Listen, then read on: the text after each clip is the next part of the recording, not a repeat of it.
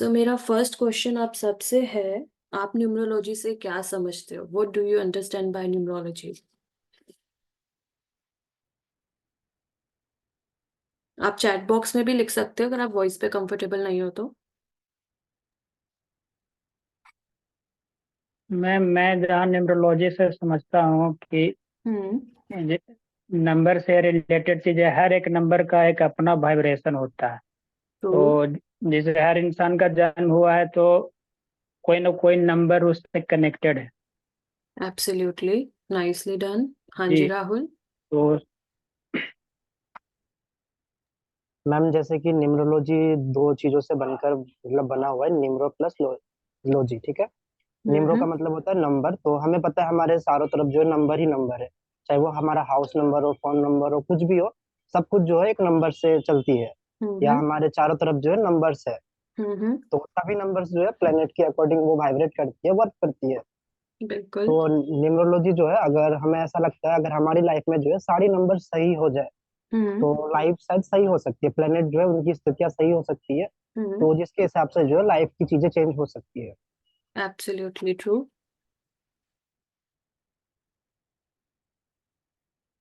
हाँ जी एके, absolutely true. Deeper meaning and their influences on our lifes. तो numero plus ology, numero means number and ology means study of the numbers. तो numerology एक divine science की तरह हम यूज करते हैं, हालांकि हर नंबर के साथ अपना अपना एक प्लैनेट कनेक्टेड है। तो अगर हम प्लैनेट्स को समझ जाएं तो ऑटोमेटिकली नंबर के कैरेक्टरिस्टिक्स हमें समझ में आ जाते हैं। क्योंकि ये न्यूमरोलॉजी है तो यहाँ पे हम नंबर्स को स्टडी करेंगे कि नंबर्स कौन से प्लैनेट को रिप्रेजेंट करते हैं, उसके क्या कैरेक्टरिस्टिक्स हैं, और एक दूसरे के साथ नंबर्स का क्या को रिलेशन होता है। क्योंकि नंबर्स जब भी साथ में आते हैं उनकी फ्रिक्वेंसी और वाइब्रेशंस चेंज हो जाती है। जब हम एस्ट्रोलॉजी की बात करते हैं तब हम प्लैनेट्स के बारे में जानते हैं, बट एस्ट्रोनॉमी एक स्टडी है जब हम उसे फिजिकल एस्पेक्ट में समझते हैं। सेम वे में जो न्यूमरोलॉजी है, यहाँ पे हमें उनका फिजिकल एस्पेक्ट नहीं समझना है प्लैनेट्स को लेके, बट उसका फिलोसॉफिकल और स्पिरिचुअल एस्पेक्ट समझना है कि उनकी जो फ्रिक्वेंसीज हैं, जो वाइब्रेशन है, हमारी लाइफ पे क्या इम्पैक्ट डालती हैं, हम उनसे कैसे गवर्न होते हैं, वो हमें कैसे रूल करते हैं। ऑब्वियस है अब एक टाइम आया जब नंबर्स को भी डिवाइन साइंसेस की तरह यूज करने लगा। और वह ऐसा क्यों है? क्योंकि कहा जाता है कि जो मैथ्स है वो यूनिवर्स की लैंग्वेज है। और ऐसा क्यों? बिकॉज आप किसी भी वर्ल्ड में, किसी भी कंट्री में जाओगे, नंबर्स का इम्पैक्ट, प्लैनेट्स का इम्पैक्ट सेम रहता है। रेदर एनर्जीज और फ्रिक्वेंसीज आपकी चेंज होती रहती है। तो जो न्यूमरोलॉजी है वो हमें हेल्प करता है नंबर के थ्रू ये असेस करने में कि उसके मिस्टिकल करेक्टरिस्टिक्स क्या होंगे, स्पिरिचुअल करेक्टरिस्टिक्स क्या होंगे, या उसका डिवाइन मीनिंग क्या है। ऑब्वियस है कि नंबर प्लैनेट्स के साथ कनेक्टेड है तो वो सारे प्लैनेटरी करेक्टरिस्टिक्स आ जाते हैं, प्लैनेटरी रूल सब कुछ वहाँ पे अप्लाई होता है। बट जो नंबर्स हैं उसकी अपनी एक स्ट्रक्चर्स है, उसके थ्रू भी हम ये पता कर सकते हैं कि उस पर्सन की लाइफ जिस भी नंबर से वो गवर्न हो रहा है क्या इम्पैक्ट रहेगा। हालांकि ऐसा नहीं है कि हमारी डेट ऑफ बर्थ में जो नंबर है वो ही हम पे रूल कर रहे हैं, जो मिसिंग रह गए हैं वो रूल नहीं करते, ऐसा नहीं होता है। सारे नंबर्स जो 9 के 9 नंबर्स हैं उन सब का इम्पैक्ट हम पे होता है।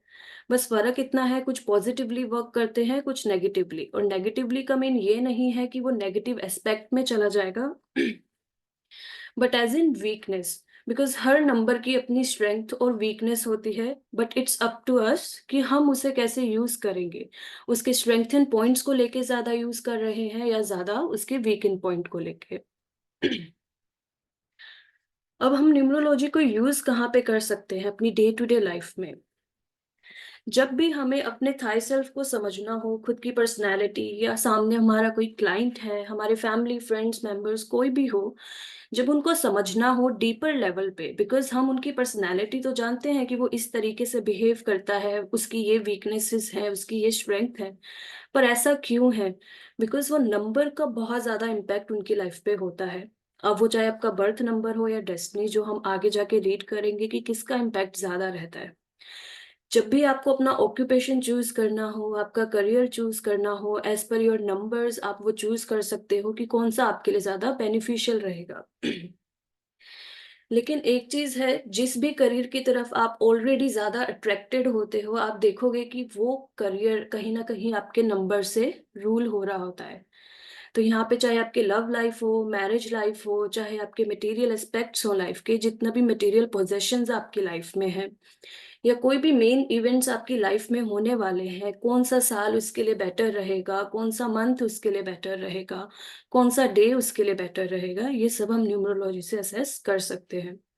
अब यहाँ पे सबसे बड़ा इवेंट जो हर किसी की लाइफ में आता है वो है मैरिज कंपैटिबिलिटी। बिकॉज जब हम लाइफ पार्टनर की बात करते हैं, यानी जो लोग हमारे साथ पूरी लाइफ रहने वाला है, तो यहाँ पे हम पहले से ही कंपैटिबिलिटी चेक कर सकते हैं कि ये पर्सन साथ में रह सकते हैं कि नहीं, एक दूसरे के लिए अच्छे रहेंगे कि नहीं। ऐसा कभी नहीं होता है कि 100% मैच कर जाए, बट जितना भी करे 70 to 80% वो साथ में रहना चाहिए। बिकॉज जो 30% है वो कवर अप कर लेते हैं, उनको हम रेमेडीज भी दे सकते हैं।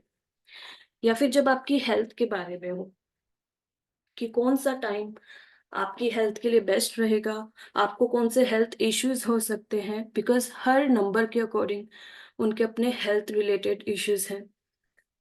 या फिर आपको प्रिडिक्शंस करना हो कि कोई भी इवेंट आपकी लाइफ में कब होगा और कौन सा टाइम आपके लिए बेटर है। अब न्यूमरोलॉजी के टाइप्स। टाइप्स क्यों? बिकॉज बहुत सारे वेरिएशन हैं, सब अपने अकॉर्डिंग वर्क करते हैं। जिस भी स्टडी को आप सबकॉन्शियसली एक्सेप्ट करते हो, आपकी लाइफ में वो वर्क करने लगती है। और जो सबसे ज्यादा प्रिडिक्टिव है, जो सबसे ज्यादा चलती है, वो है आपकी शेल्डियन न्यूमरोलॉजी, जो हम करेंगे। उसके अलावा है पाइथागोरियन, वैदिक, चाइनीज, कबाला। उसके अलावा ये मेन है, इसके अलावा तो बहुत सारे न्यूमरोलॉजीज हैं जो अभी तक हम जानते भी नहीं है। हर रीजन के अकॉर्डिंग, हर कल्चर के अकॉर्डिंग सब कुछ अलग अलग है। बट जो सबसे बेस्ट है वो है शेल्डियर और चाइनीज का मिक्स, जो अब चलता है प्रिडिक्शंस के लिए। जो आपकी रेमेडीज आती हैं वो वैदिक से आती हैं और फेंग शुई से ज्यादा आती हैं, बिकॉज वो रेमेडीज वर्ल्ड वाइड एक्सेप्टेड है। Sorry guys. तो ये मेन न्यूमरोलॉजी के टाइप्स हैं, जिनको आप अलग अलग भी रीड करोगे और अलग अलग सबकॉन्शियसली एक्सेप्ट करोगे तो वो आपके लिए वर्क करती है। ये 9 प्लैनेट्स हैं, बिकॉज न्यूमरोलॉजी 9 नंबर पे वर्क करती है, 1 to 9। जीरो को हम कंसीडर नहीं करते हैं, because zero is the number of nothingness और everything, it's a number of infinite.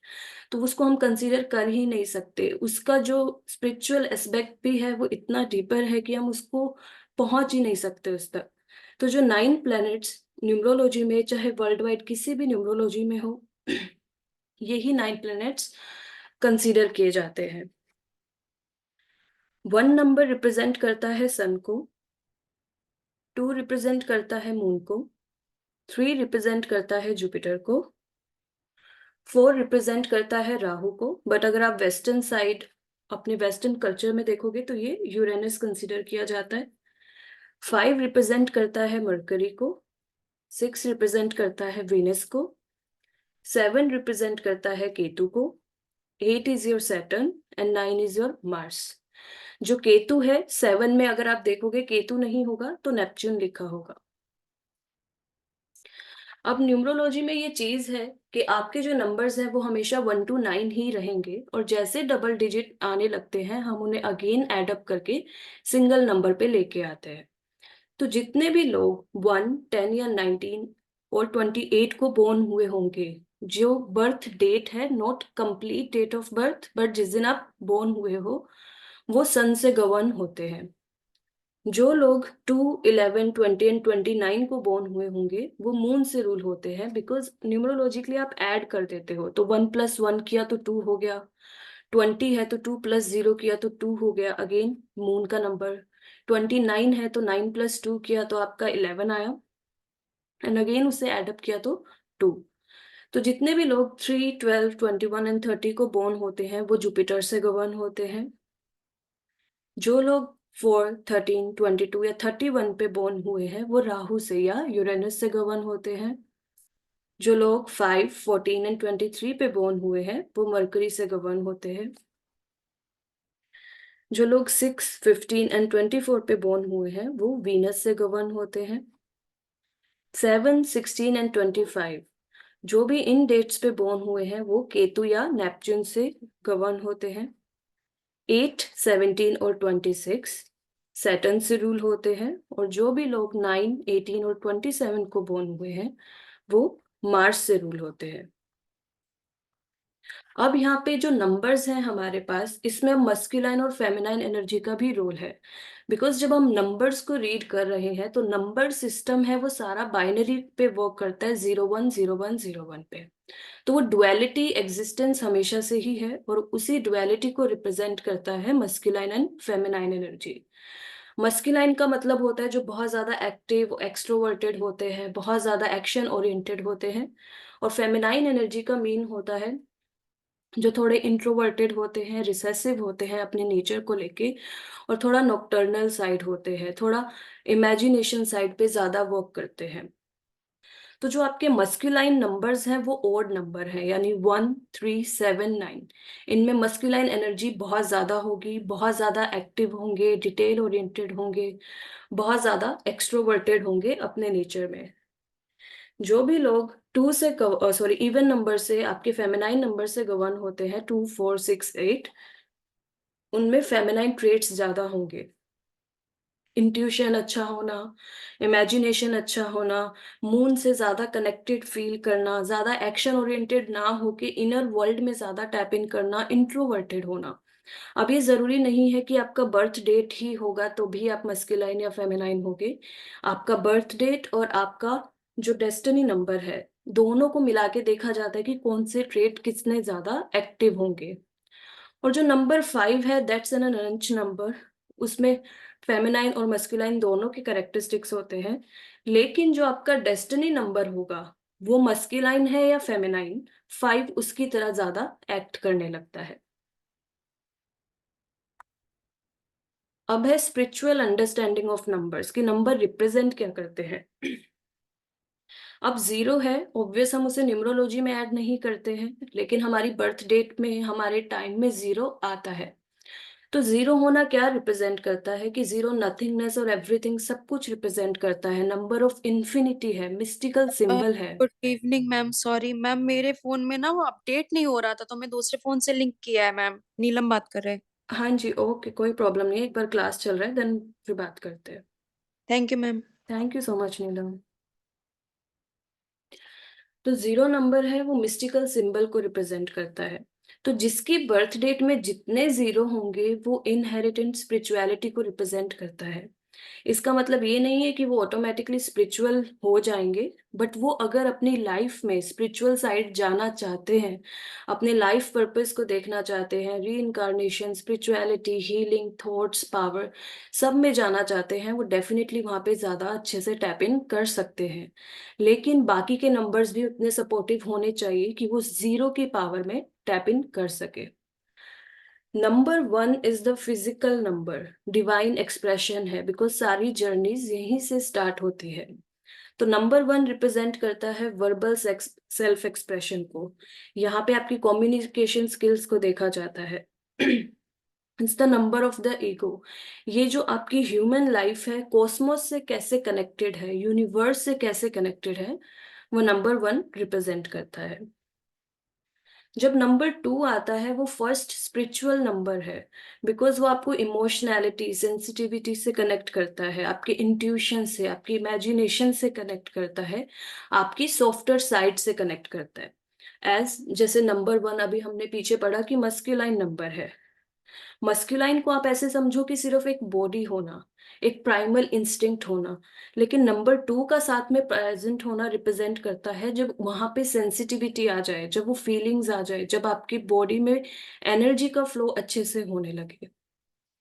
Number 3 represent करता है कि आपके पास बॉडी भी आ गई, फीलिंग्स भी हैं, बट अब आप एक्शंस कैसे लोगे। तो जो 3 नंबर है वो रिप्रेजेंट करता है माइंड नंबर, थिंकिंग नंबर, जहां से आपकी कॉन्शियसनेस स्टार्ट होती है, जहां से आपकी रैशनल अंडरस्टैंडिंग स्टार्ट होती है, आप चीजों को ज्यादा समझने लगते हो। और जो नंबर 3 है वो सिंबलाइज करता है ट्रायंगल को, विच इज 3, 6, 9, कि mind, soul and body connected है। तो 3, 6 एंड 9 ये जो 3 नंबर्स हैं ये एक दूसरे के साथ कनेक्टेड होते हैं। जो नंबर 4 है वो आपका फर्स्ट फिजिकल प्लेन है, जहां पे आप प्रैक्टिकलिटी को लेके आते हो, क्योंकि अब आपके पास बॉडी भी है, फीलिंग्स भी है, रैशनल माइंड भी है, बट उसको अप्लाई कैसे करना है, चीजों को ऑर्गेनाइज कैसे करना है, फंक्शन में कैसे लेके आना है, वो आपका 4 नंबर रिप्रेजेंट करता है। 5 नंबर रिप्रेजेंट करता है सेंटर ऑफ सोल को।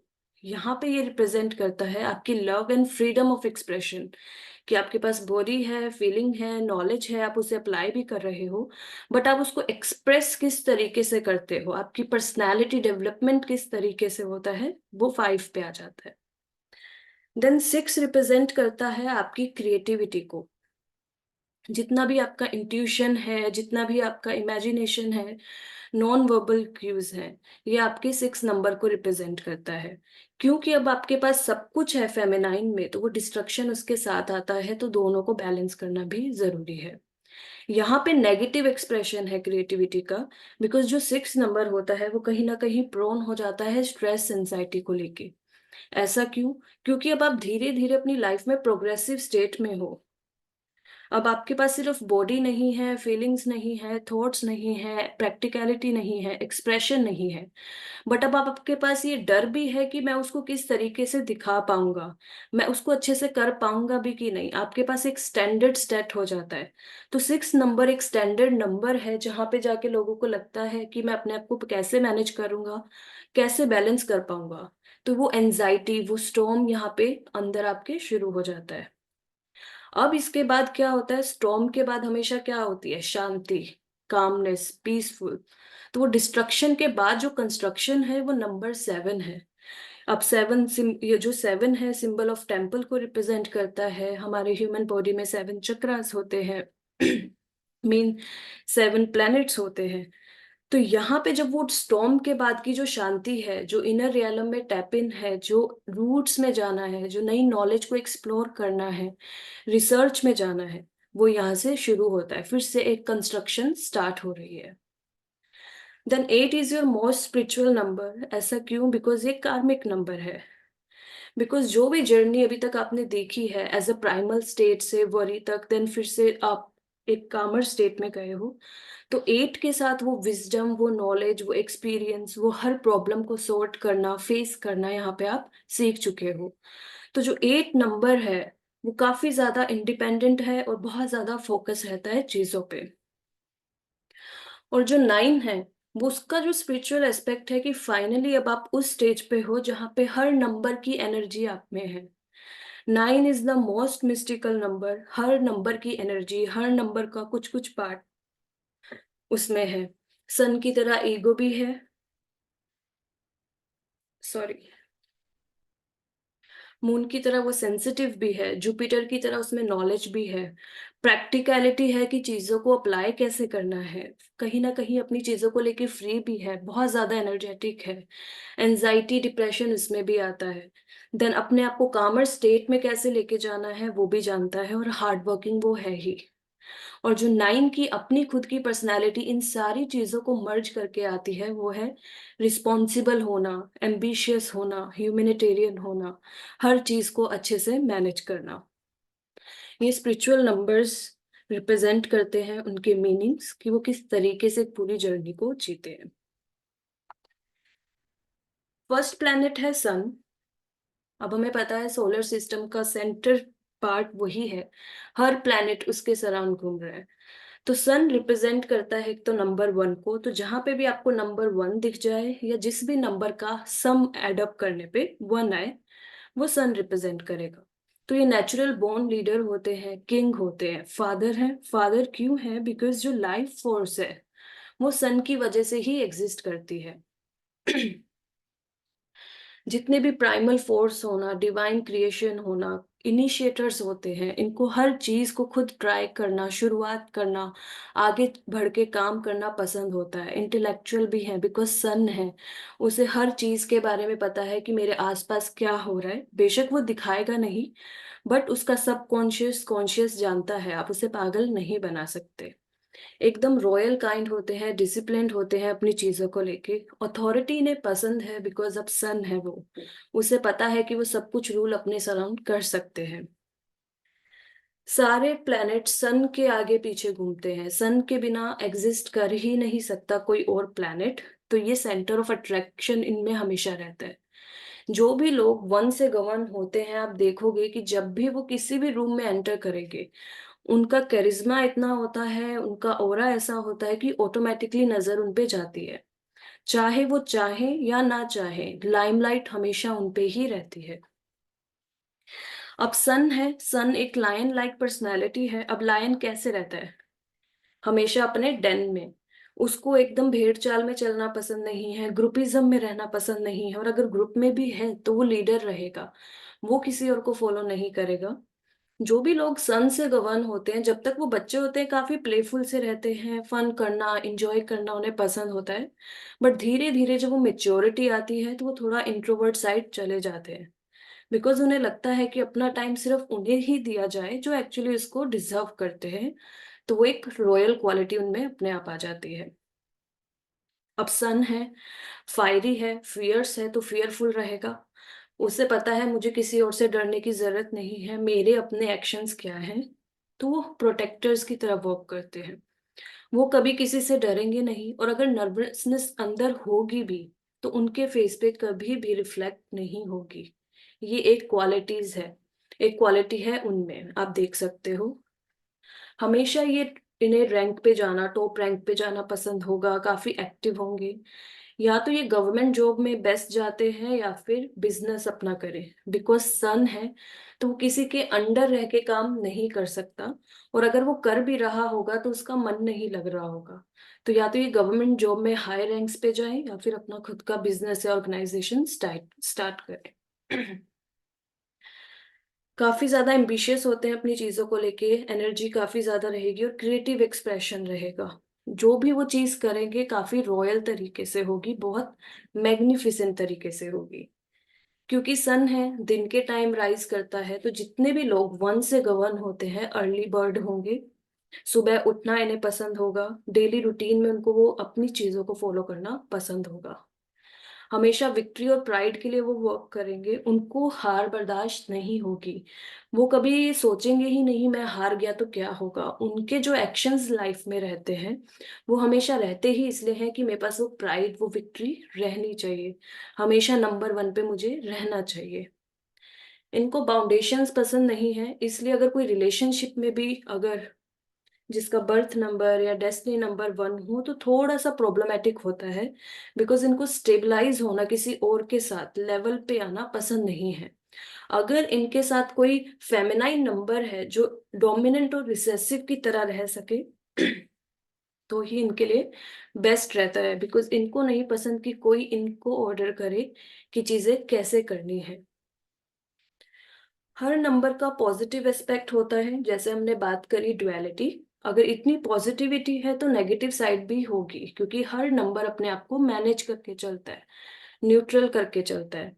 तो जब अपनी नेगेटिव साइड पे आते हैं तो शॉर्ट टेम्पर्ड होना, बिकॉज सन है, फायरी है, फियर्स है, तो एग्रेसिव हो जाना, बहुत ज्यादा इगोइस्टिक होना, शॉर्ट टेम्पर्ड रहना, हमेशा एक सेंस रहना अगर मैं फेल हो गया तो क्या होगा। सेल्फिशनेस कहीं ना कहीं आ जाती है। एक होता है सेंटर ऑफ अट्रैक्शन होना, जो आप अपनी खुद की पर्सनैलिटी की वजह से हो, और एक होता है सेल्फ सेंटर्ड होना, जहां पे आपको खुद को ये लगता है कि पूरी दुनिया, पूरी फैमिली, पूरी फ्रेंड्स ग्रुप्स जो हैं वो ही मेरे सराउंड अपने आप घूमे, कि सारी दुनिया इनके अकॉर्डिंग ही चले। तो वो नेगेटिव साइड ऑफ सन होता है। और एक्सेसिव बॉडी हीट बहुत होती है। पित्ता दोष जब हम बात करते हैं तो नंबर वन वालों में बहुत ज्यादा होता है, या फिर जिनके बर्थ डेट में बहुत ज्यादा नंबर वन आ रहा हो उनको पित्ता दोष होता ही है। तो एक्सेसिव बॉडी हीट वहां पे रह सकता है। जैसे कि सन को फादर बोला गया, मून इज योर मदर। अब मून रिप्रेजेंट करते हैं जो नेचुरल बोर्न इंट्यूटिव होते हैं, क्वीन लाइक होते हैं, ज्यादा डिस्टरबेंस पसंद नहीं है, बिकॉज फेमिनाइन नंबर है। अब उसे उतना एक्टिव रहना पसंद नहीं है, उसको इतनी भीड़ पसंद नहीं है कि उसके सराउंड हमेशा ज्यादा लोग रहें। जब भी मून की बात आती है वो आपकी इमेजिनेशन को के लेके बात करती है, टेलीपैथी को लेके बात करते हैं, आपके थॉट पैटर्न्स को लेके बात करते हैं। क्योंकि मून मदर को रिप्रेजेंट करता है तो काफी केयरिंग और सेंसिटिव नर्चरिंग बिहेवियर इनका होता है, काफी पोइज्ड बिहेवियर होता है। जब ये बात भी करते हैं तो इनकी वॉइस अगर आप देखोगे तो ऐसी होती है कि आपको लगे कि बहुत मेरे अंदर खुद के जो स्टॉर्म चल रहा है उसको वो बैलेंस कर रहा है। इमोशनल केयरिंग होते हैं, और जितने भी लोग मून से गवर्न होते हैं या नंबर 2 का उनकी लाइफ में बहुत ज्यादा इम्पैक्ट होता है, काफी ज्यादा अट्रैक्टिव फेस उनका होता है। अब क्योंकि वो मून है, डुअलिटी है, नंबर ही 2 है, और मून बना भी कैसे, 1+1, 2 सन जब साथ में आए तो वो एनर्जीज इस तरीके से मिक्स होती है कि वो अपनी आइडेंटिटी लूज कर देता है और एक नया ही क्रिएशन है वहां पे।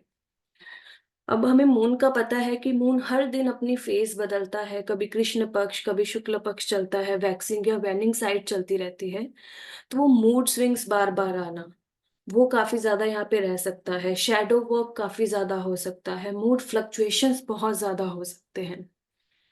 बट अगर ये अपने आप को बैलेंस करना सीख ले, हर टाइम फेज के अकॉर्डिंग अपने आप को बैलेंस करे, तो काफी अच्छे से मेडिएटर की तरह ये वर्क कर सकते हैं, मेडिटेशन बहुत अच्छे से कर सकते हैं।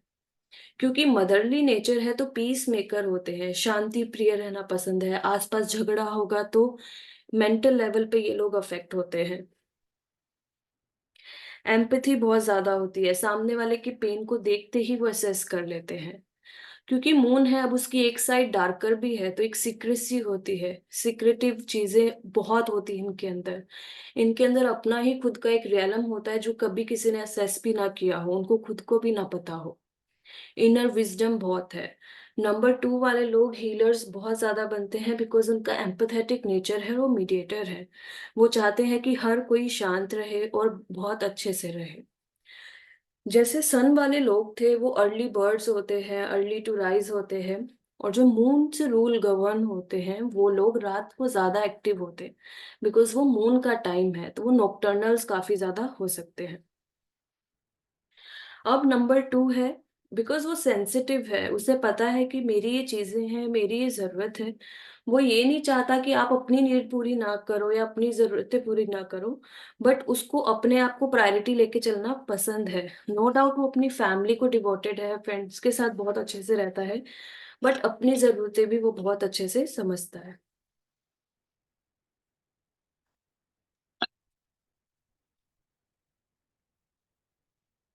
Moon is connected to your emotional and mental health. तो यहाँ पे सबकॉन्शियस लेवल पे वर्क करना, शैडो वर्क करना बहुत ज्यादा जरूरी हो जाता है। जो भी लोग 2 से गवर्न हो रहे हैं या जिनकी भी बर्थ डेट में एक भी बार 2 है, तो या तो ये इमोशनली मेंटली बहुत ज्यादा स्ट्रांग होंगे बिकॉज मून की तरह उन्होंने अपने आप को बैलेंस करना सीख लिया है। बट जिस मोमेंट पे इनको वो बैलेंस नहीं आएगा, अपने आप को मेंटेन नहीं कर पाएंगे, तो सबसे ज्यादा डिस्टर्ब्ड भी यही रहेंगे। बात बात पे रोना आ जाएगा, बात बात पे चीजें खराब होंगी, डिस्टर्ब होंगी। और जब मून अफेक्टेड होगा तो इनकी लाइफ का हर रिलेशनशिप अफेक्टेड रहेगा, चाहे वो लव रिलेशनशिप में हो, चाहे फैमिली मेंबर्स के साथ हो, और मोस्टली मदर्स के साथ रिलेशनशिप खराब रहेगा। अनस्टेबल रिलेशनशिप्स होंगे, चाहे वो लव रिलेशनशिप क्यों ना हो, उसको अच्छे से वो मैनेज नहीं कर पाएंगे बिकॉज वो एक डर हमेशा रहेगा कि ये मुझे छोड़े इससे पहले मैं ही इसको छोड़ देता हूँ। कोई भी अगर इन्हें क्रिटिसाइज करे, सरकास्टिक टोन में बात करे, इन्हें पसंद नहीं आएगा बिकॉज सेंसिटिव है। इनका एक ही मोटो है, अगर मैं आपको हर्ट नहीं कर रहा हूं तो मेरे साथ भी वो सेम चीज मत करो। वो बाउंड्रीज क्रिएट करना चाहते हैं बट कर नहीं पाते बिकॉज वो नर्चरिंग केयरिंग बिहेवियर, उनसे वो हार्ड शो ही नहीं कर पाते हैं अपने आप को। अब क्योंकि मून है, मेंटल से भी रिलेटेड है, तो यहाँ पे एनालिसिस पैरालिसिस हो सकता है इन जनरल, कि डिसीजन मेकिंग एबिलिटी बहुत अफेक्टेड हो सकती है। कि इनको कोई ना कोई साथ में चाहिए जो इन्हें बताए कि आप ये कर लो, हो जाएगा, कोई बात नहीं। टाइम टू टाइम इनको वो गाइडेंस चाहिए दूसरों से जो इनको बार बार पुश कर सके। मून के साथ ऐसा नहीं है कि वो कर नहीं सकता, बट उसको खुद पे कहीं ना कहीं भरोसा नहीं होता, क्योंकि उसकी खुद की डेप्थ इतनी है कि वो खुद ही अभी खुद को नहीं समझ पाया, तो उसको वैलिडेशन बाहर से चाहिए रहता है। जब आप नंबर 2 वाले को बोलोगे ना कि हाँ तुम बहुत अच्छे से कर लोगे, वो बिलीव करेगा अगर वो आप पे ट्रस्ट करता है तो। जब आप उसे बोलोगे ना कि तू नहीं कर पाएगा, तुझसे कुछ नहीं होगा, वो इस चीज को भी एक्सेप्ट कर लेगा कि मुझसे नहीं हो पाएगा। तो मून जितना जरूरी है लाइफ में, बट उसकी सेंसिबिलिटी को मैनेज करना भी उतना ही नीडेड है। नेक्स्ट है आपका Jupiter number 3। Again masculine number है, काफी एक्टिव होगा। जुपिटर रिप्रेजेंट करता है गुरु को हमारी लाइफ में। क्या कहा जाता है, माता पिता के बाद हमेशा कौन आता है, आपके गुरु। तो वो जुपिटर प्लैनेट से रिप्रेजेंट होते हैं। तो ये नेचुरल बोर्न काउंसलर है, गाइड है, गुरु है। हमेशा आपने चाहे कोई भी एज में हो, एज का फैक्टर यहाँ पे वर्क नहीं करता, क्योंकि जब कोई पर्सन किसी नंबर से गवर्न होता है तो ऑटोमेटिकली वो करेक्टरिस्टिक्स उसमें हमेशा से ही होते हैं। बस वो उसको टाइम टू टाइम इम्प्रूव करता है और बहुत अच्छे से वर्क करता है। क्योंकि जुपिटर है, गुरु है, तो वो नॉलेज, एक्सपीरियंस, विजडम उसके पास है। तो इमेजिनेशन उसका काफी स्ट्रांग होता है। पैटर्न्स को वो पहले ही एनालाइज कर लेता है कि आगे क्या होने वाला है। वो एक फोरसाइट, वो इनसाइट हमेशा उनमें रहती है। नंबर 3 है, नॉलेज है, सारा विजडम है। तो इनको टाइम टू टाइम पढ़ते रहना, अपग्रेड करना, खुद को, नॉलेज को अपग्रेड करते रहना बहुत पसंद है। जुपिटर एक सात्विक प्लेनेट है, तो इनको वाइज रहना बहुत पसंद है। इनसे झूठ ज्यादा बोला नहीं जाएगा जब तक इसके साथ कोई नेगेटिव या कोई मेलेफिक प्लेनेट ना आ जाए। काफी ज्यादा आर्टिस्टिक और क्रिएटिव होते हैं, अपनी रिस्पॉन्सिबिलिटी बहुत अच्छे से समझते हैं। और नंबर 3 वाले लोग आप देखोगे बचपन से ही थोड़े थोड़े मेच्योर होना शुरू हो जाते हैं, बिकॉज वो मेच्योरिटी मेंटल नंबर को वो रिप्रेजेंट करता है, कॉन्शियसनेस को रिप्रेजेंट करता है। तो वो फर्स्ट स्टेज पे हम आ ही गए हैं। कम्युनिकेटिव होगा, अपने आप को एक्सप्रेस कर सकता है, हमारे सोलर सिस्टम का सबसे बड़ा प्लैनेट है। तो वो जो प्रोटेक्शन है वो भी ये हमें देता है। तो ये जो 3 नंबर के लोग आपकी लाइफ में होंगे, इनसे आप कभी भी हेल्प मांगोगे, वो हमेशा आपके लिए रेडी रहेंगे। और अगर वो आपकी हेल्प नहीं कर सकते तो किसी ना किसी तरीके से वो आपको पुश करेंगे, आपको आइडियाज देंगे, प्लान्स देंगे कि आप अपने आप को इस तरीके से बचा सकते हो। लेकिन बीच में आपका हाथ कभी भी वो नहीं छोड़ेंगे। काफी ज्यादा स्पिरिचुअल और रिलीजियस ओरिएंटेड होते हैं, बिकॉज नॉलेज उन्हें पसंद है। तो सिर्फ वो एक रिलीजन को डिवोटेड नहीं रहेंगे। नो डाउट फैमिली, सोसाइटी है वो फॉलो करते हैं, बट उन्हें हर रिलीजन के बारे में कुछ कुछ ज्ञान होगा। टीचर्स, हीलर, प्रीचर्स, ये बेस्ट इनके करियर्स है जहाँ पे ये जा सकते हैं, बिकॉज काउंसलिंग करना इन्हें पसंद है। और जब ये कुछ बोलते हैं तो लोग ऑटोमेटिकली उस बात को मानते हैं, एग्री कर भी जाते हैं। कॉन्फिडेंट होते हैं और सेल्फ रिस्पेक्ट इन्हें बहुत पसंद है। अगर इनकी सेल्फ रिस्पेक्ट को कोई हानि पहुंचाएगा देन ये फिर उनके काम में नहीं आएंगे, उनसे एक बार में ही अपना रिलेशनशिप कट कर लेंगे। ऑनेस्टी, एथिक, डिसिप्लिन इन्हें बहुत ज्यादा पसंद है। अपने काम को लेके हार्ड वर्किंग रहेंगे। नंबर 8 के अलावा, नंबर 8 को तो कहीं ना कहीं मजबूरी में हार्ड वर्क करना पड़ता है, बट उसके अलावा कोई जो शिफ्ट्स कर रहा हो काम की, जो एक्स्ट्रा टाइम देता हो, वर्कोहॉलिक हो, वो जुपिटर है। घर पे भी इक्वल टाइम देना चाहेंगे, लेकिन अपने काम को कभी भी ये डिले नहीं करेंगे। यहाँ पे जो क्लेवरनेस है वो नेगेटिव वे में नहीं है, बट इस सेंस में है कि आपको समझ में आ जाता है कि दूसरे वाले के इंटेंशंस क्या है, दूसरे वाला किस तरीके से मुझसे बात करने की कोशिश कर रहा है। ये तो पॉजिटिव साइड्स हैं, बट जब अपनी ये नेगेटिव साइड में आते हैं, क्योंकि अब एक गुरु है, नॉलेज है, एक्सपीरियंस है, बहुत ज्यादा विजडम है, तो जब हम बोलते हैं ना शिक्षा का गुरु, तो वो एक इगोइस्टिक नेचर भी आ जाता है। फालतू में हर जगह सलाह भी देने लग जाते हैं अगर ये अफेक्टेड है, ओवर नंबर 3 की वाइब्रेशन उनकी लाइफ में हो गई है। इतने ज्यादा सेल्फ रिस्पेक्टेड होते हैं कि दूसरों की तो हेल्प ये करेंगे, बट जब खुद हेल्प लेने की जरूरत आती है तो ये बोल भी नहीं पाते।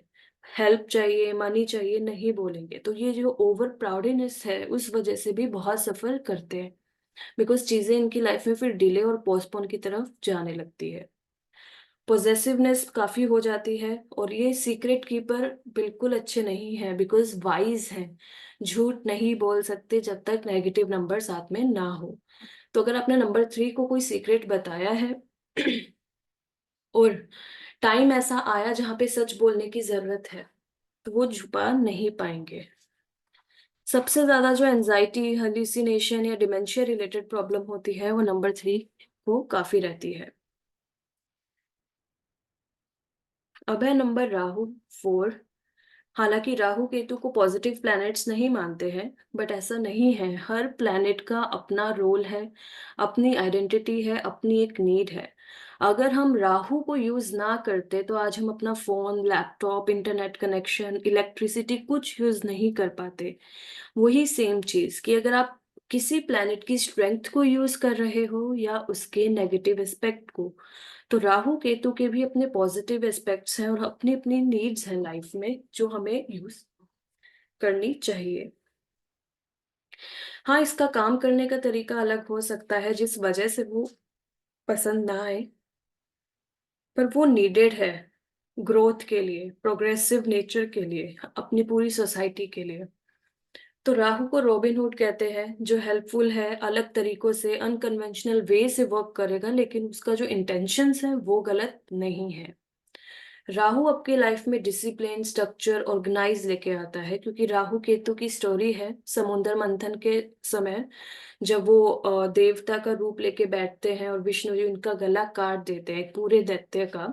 तो जो सिर्फ आपका हेड पार्ट है, दैट्स योर राहु। उसके पास सिर्फ मेंटल एबिलिटीज हैं, इमेजिनेशन है, साइकिक एबिलिटीज हैं, लाइफ को लेके विजन्स हैं। उसके साथ साथ ऑर्गेनाइज्ड, लॉजिकल होना, रीजनिंग होना, साइंटिफिक नेचर होना, ये भी उसी में काउंट होता है।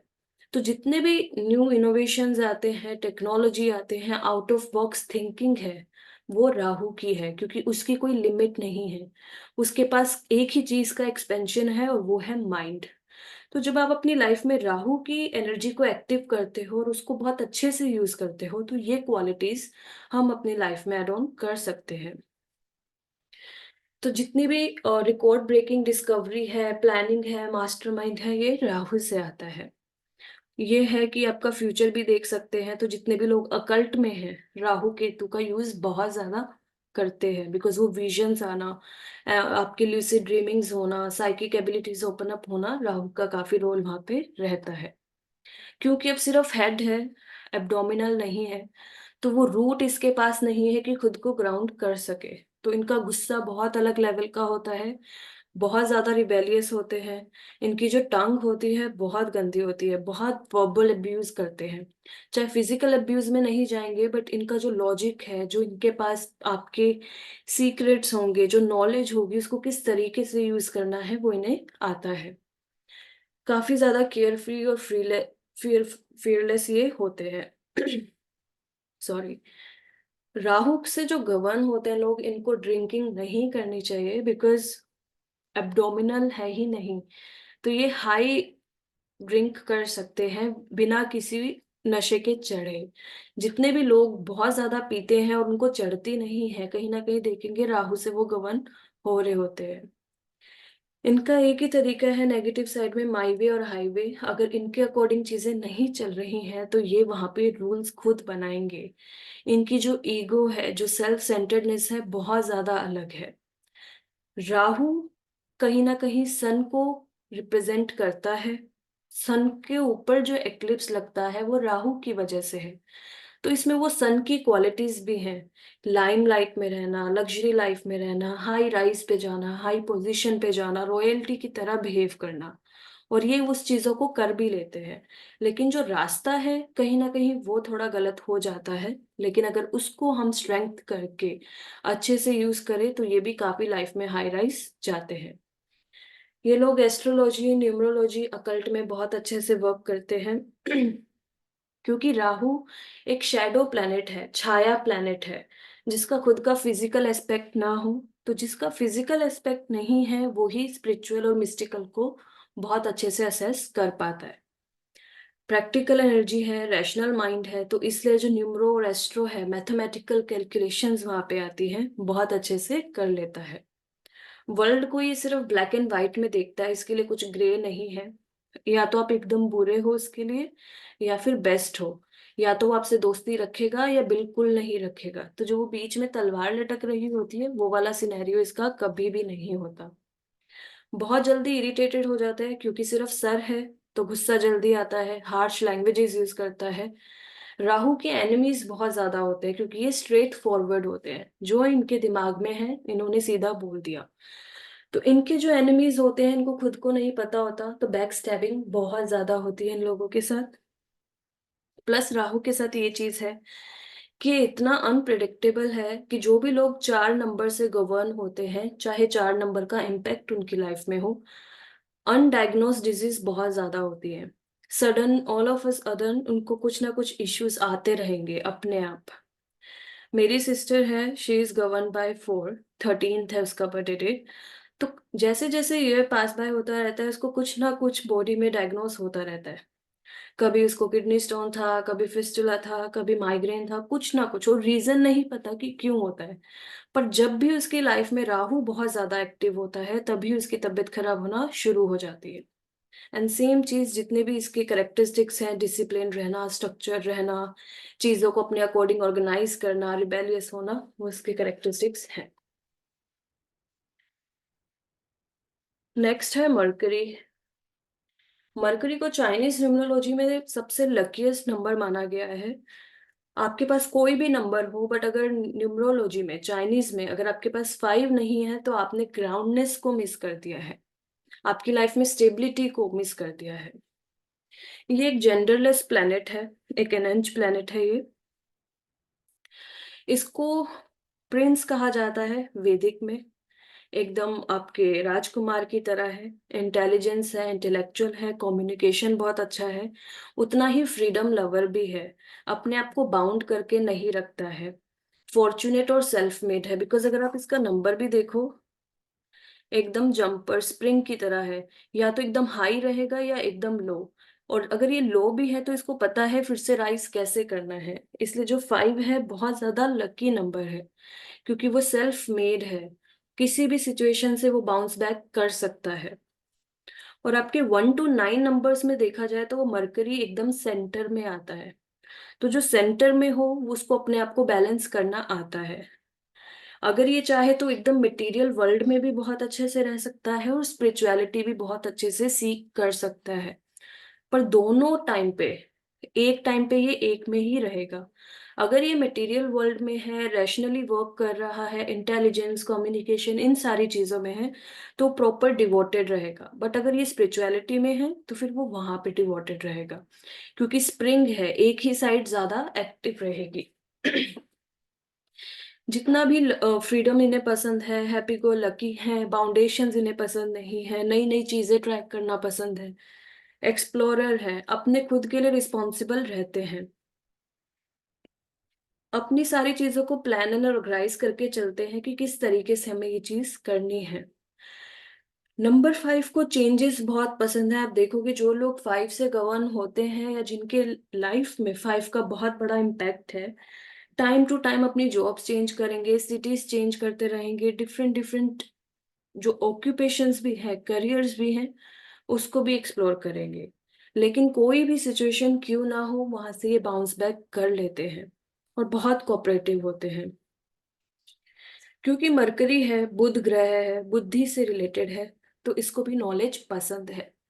अब मरकरी और जुपिटर में सिमिलैरिटी कुछ कुछ क्यों है नॉलेज, विजडम, एक्सप्लोरेशन को लेके। हालांकि जो जुपिटर है वो गुरु की तरह है, वो स्ट्रिक्ट है, बट मरकरी उसी नॉलेज के साथ प्रिंस की क्वालिटी में है।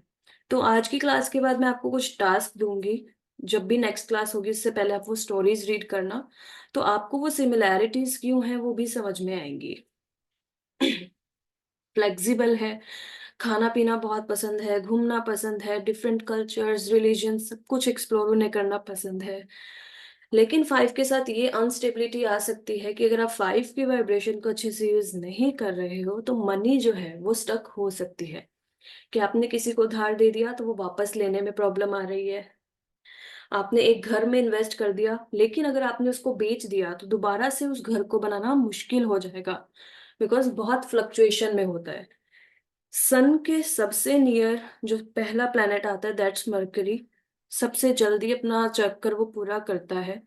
तो वो जो एक अनस्टेबिलिटी है उसमें रहती है, और सन की कुछ क्वालिटीज वो एक्सेप्ट भी करता है, अपने अंदर ले लेता है, कि हायर पोजीशन के लिए वर्क करना, रॉयल्टी में जाना, एक्सपेंडिचर्स करना, वो सारी चीजें।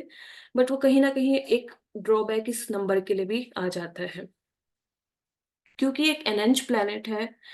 तो इसके लिए अगर एक रिलेशनशिप की बात करी जाए, हालांकि ये दोस्त के कोई भी जेंडर के साथ रह सकता है, लेकिन जब खुद के पर्सनल रिलेशनशिप की बात आती है तो सेकंड जेंडर को इम्प्रेस करना बहुत मुश्किल होता है।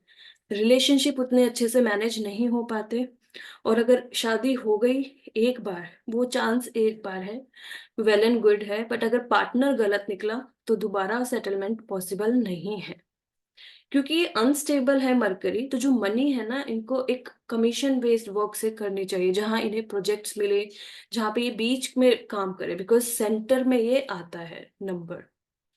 मरकरी बुद्धि से ग्रह है, बुद्धि से कनेक्टेड है आपके, तो मेंटल कैपेबिलिटीज आ गई। तो इंसोम्निया होना, पार्किंसंस होना, मेंटल रिलेटेड इश्यूज होना, ये बहुत ज्यादा कॉमन है नंबर 5 में। बहुत ज्यादा स्ट्रेस ले सकते हैं, लेकिन वही एक क्वालिटी, फिर से बाउंस बैक कर जाना। वो प्रोन तो है इन चीजों को लेके, बट बाउंस बैक भी बहुत अच्छे से कर जाते हैं।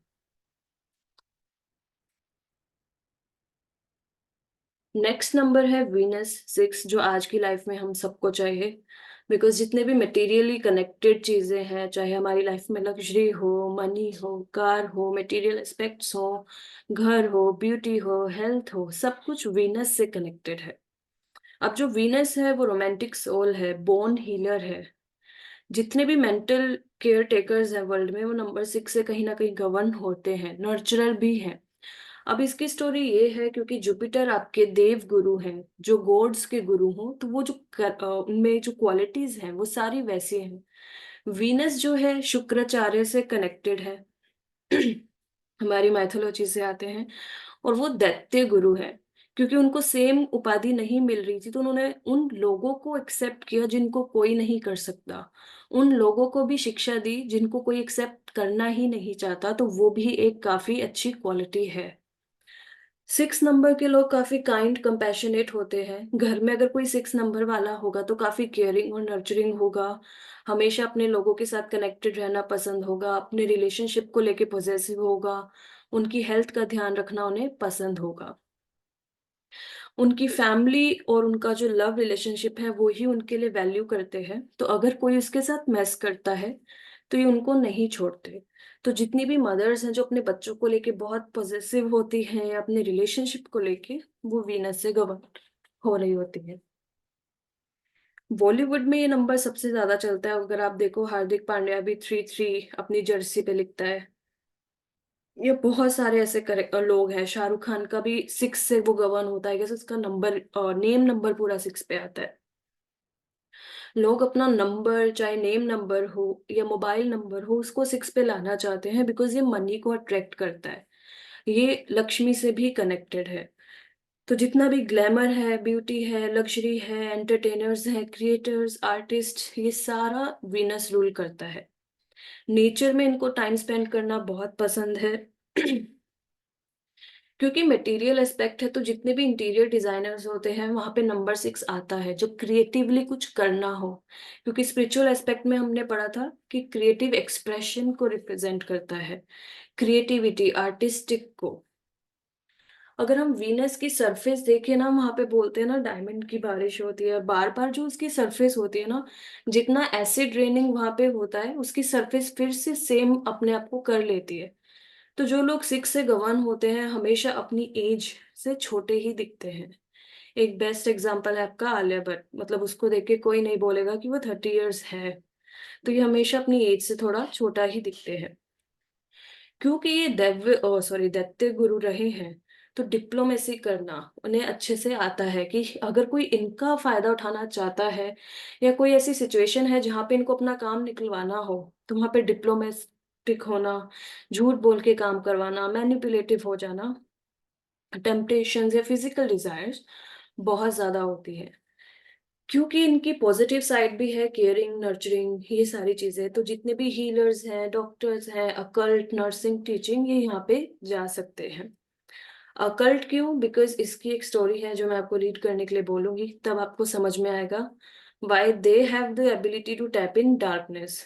Jupiter no doubt astro, numero, knowledge, wisdom के लिए बेस्ट है, बट कोई जब अकल्ट में जाना चाहता है, जितने भी हम ये टैरो कार्ड रीडिंग्स देखते हैं या फिर कैंडल मैजिक देखते हैं, वाटर मैजिक देखते हैं, ब्लैक मैजिक देखते हैं, नंबर 6 उसको बहुत अच्छे से कर सकता है। इनके पास कहीं ना कहीं से हेल्प हमेशा पहुंच जाती है, बिकॉज वो वाइब्रेशन बहुत ज्यादा है। जैसे मैंने बोला, लक्ष्मी को भी डिनोट करता है ये, तो मनी की कभी भी कमी इनके पास नहीं होती। और अगर मनी की कमी है भी तो पता नहीं कैसे होगा, पर मनी इनके पास हमेशा पहुंच जाएगा। नंबर 6 की सबसे ज्यादा लव मैरिजेस होती हैं, बिकॉज एक रोमांटिक प्लैनेट है वो। और इनके रिलेशनशिप हमेशा अनस्टेबल रहेंगे। लाइफ में एक पार्टनर तक पहुंचने में उससे पहले काफी रिलेशनशिप्स इनको गुजरना पड़ता है। नेक्स्ट है केतु 7। जिस तरीके से राहु एक्लिप्स करता है सन को, तो सन की क्वालिटीज ले लेता है। केतु एक्लिप्स करता है मून को, तो इसमें मून की क्वालिटीज है। अब राहु के पास सिर्फ सर था, एब्डोमिनल बॉडी केतु के पास है। अब एब्डोमिनल बॉडी को आप ऐसे देखो जो रूट्स हो, धरती के अंदर गहराई में जा रही हो। तो जितने भी सीकर्स हैं, स्पिरिचुअलिस्ट हैं, रिसर्चर हैं, जिनको कुछ ना कुछ रिसर्च करते रहना, नई एनर्जी में टैप इन करते रहना पसंद हो, लोनर हो, इंट्यूटिव हो, वो नंबर 7 रिप्रेजेंट करता है। क्योंकि इनके पास अब सर नहीं है, आईज नहीं है, तो ये वो चीजें देख सकते हैं बियॉन्ड द हराइजन जो आप अपनी नॉर्मल आइज से नहीं देख सकते। इसलिए किसी की वाइब्स रीड कर लेना, इसके साथ दोस्ती करनी है कि नहीं, इसका फ्यूचर कैसा रहेगा, इनसाइट, ये सारी चीजें बहुत इनमें रहती हैं। हीलर्स होते हैं, अकल्टिस्ट होते हैं, जितने भी मिस्टिक साइंस, अंडरग्राउंड नॉलेज, जितना भी आपको खोद खोद के निकालना पड़े, कुछ नया सीख करना पड़े, वो केतु के पास होता है। जिस तरीके से राहु को आउटर वर्ल्ड एक्सप्लोर करना पसंद है, केतु को इनर वर्ल्ड, इनर रियलम में बहुत अच्छे से टैप इन करते हैं और आउटवर्ड डायरेक्शन में लेके आते हैं। अपना सबकॉन्शियस, अनकॉन्शियस और कॉन्शियस माइंड बहुत अच्छे से यूज करके कुछ हमेशा नया ये सीख करते हैं। और अपने डिसीजंस के लिए इनको मेंटल कैपेबिलिटीज की जरूरत नहीं है, सर की जरूरत नहीं है। जो इनके एक्सपीरियंसेस हैं, जो इनकी नॉलेज है, जो इनकी विजडम है, उसी के बेसिस पे इनके डिसीजंस होते हैं। डीप रूटेड नॉलेज होगी, विजडम होगी, इनको कुछ चीजें बस हमेशा से पता है, जबकि इन्होंने कभी सर्च भी नहीं किया होगा। बस वो जो इनर विजडम है, वहीं से वो चीजें निकल के आती हैं। क्योंकि ये मून को एक्लिप्स करता है, तो जो मून की क्वालिटीज होंगी, intuitions, visualisation, lucid dreaming, shadow work, psychic, telepathy, ये सारी चीजें इनमें होंगी। काफी ज्यादा शांत नंबर है, लोनर है, क्वाइट रहना पसंद है, ऑब्जर्वेंट बहुत ज्यादा होगा। बेस्ट एग्जांपल है MS धोनी। जब भी क्रिकेट के मैचेस होते हैं, आप देखोगे कितना ऑब्जर्वेंट है। जिस तरीके से वो फील्डिंग करता है, कोई और कर ही नहीं सकता। क्योंकि उसको जो दिख रहा है वो किसी को नहीं दिखता। जब भी वो टाइमिंग्स लेने की बात आती है, DRS एंड वट जो भी वो कहते हैं, धोनी ने अगर कह दिया कि ये हुआ है तो वो ही हुआ होता है, बिकॉज वो जिस तरीके से ऑब्जर्व करता है, वो किसी और के पास क्वालिटी है ही नहीं।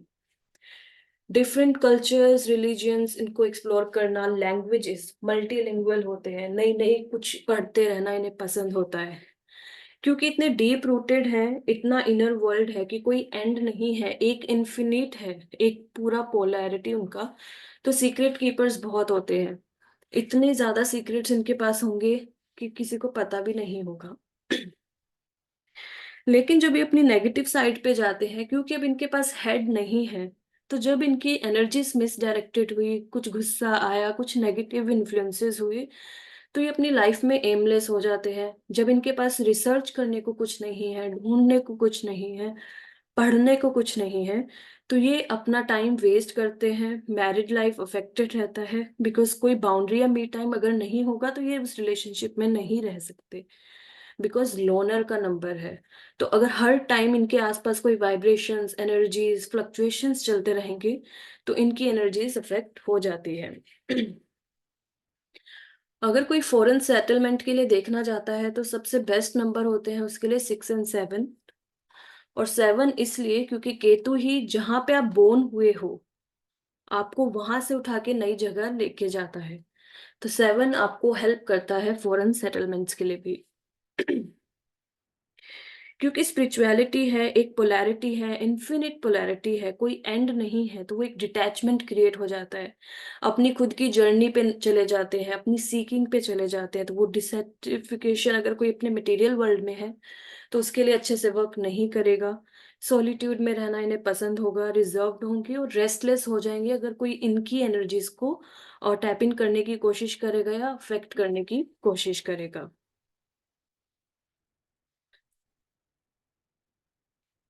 नेक्स्ट नंबर है आपका सैटर्न 8, शनि का है, कर्म फल दाता है। सबसे ज्यादा जो रियलिस्ट नंबर है, हमने रियलिस्ट नंबर किसे कहा था? 4 को। और 8 को बनने के लिए हमें डबल 4 चाहिए। तो Saturn is the number of reality. उसको इमेजिनेशन, सीकिंग, इन सारी चीजों में कोई लेना देना नहीं है। वो सिर्फ एक ही चीज को देखता है, वो है आपके फिजिकल एक्शंस। इस फिजिकल रियलम में आप क्या काम कर रहे हो, किस इंटेंशंस के साथ कर रहे हो। तो सैटर्न है आपका नेचुरल बॉर्न हार्ड वर्कर, जज, क्योंकि आपको अब आपका रिजल्ट मिलेगा। सिर्फ कर्मा पे ये बिलीव रखता है।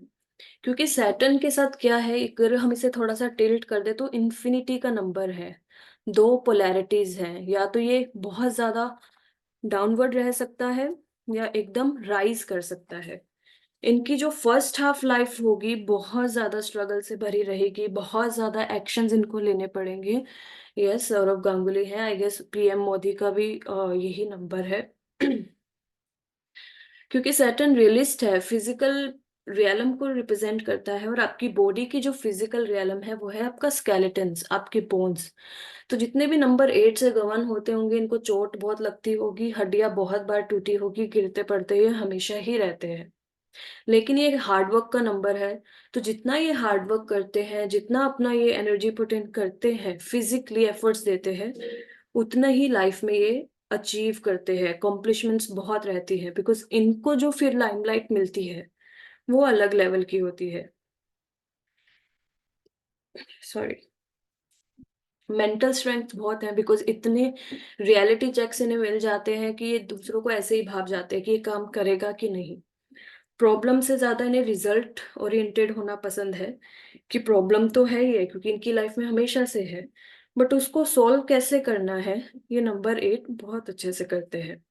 एम्बिशियस होते हैं। सैटर्न ही हमें जितना फिजिकल एस्पेक्ट है इस लाइफ में, मनी, पावर, पोजीशन, स्ट्रेंथ, ये सारा आपको सैटर्न देता है। जितने भी गवर्नमेंट जॉब में जाना चाहते हैं, हायर पोजीशंस पे जाना चाहते हैं, वो आपका सैटर्न गवर्न करता है। और सन गवर्न करता है आपका पॉलिटिक्स, जहाँ पे लाइमलाइट में आप ज्यादा हो, आपको काम ज्यादा करने की जरूरत नहीं है। क्योंकि एक पॉजिटिव एंड इसका ऐसा है जहाँ पे ये हार्ड वर्किंग है, पूरा एनर्जी अपना देते हैं, शिद्दत से काम करते हैं। पर दूसरा ऐसा है जहाँ पे ये प्रोकास्टिनेट करेंगे, हमेशा लेथार्जी में रहेंगे, काम पूरा नहीं करेंगे, लेजीनेस बहुत ज्यादा रहेगी, ईगो एरोगेंस बहुत ज्यादा रहेगा, शो ऑफ बहुत करेंगे, क्योंकि ये सेकंड पोलैरिटी है। और सैटर्न को ऐसे लोग बिल्कुल पसंद नहीं है जो शो ऑफ करे और फॉल्स ईगो में रहे। तो ऐसे लोग जो 8 नंबर से गवर्न हो रहे हैं और जिनमें ये क्वालिटीज हैं, उनके लिए डेड एंड करियर है।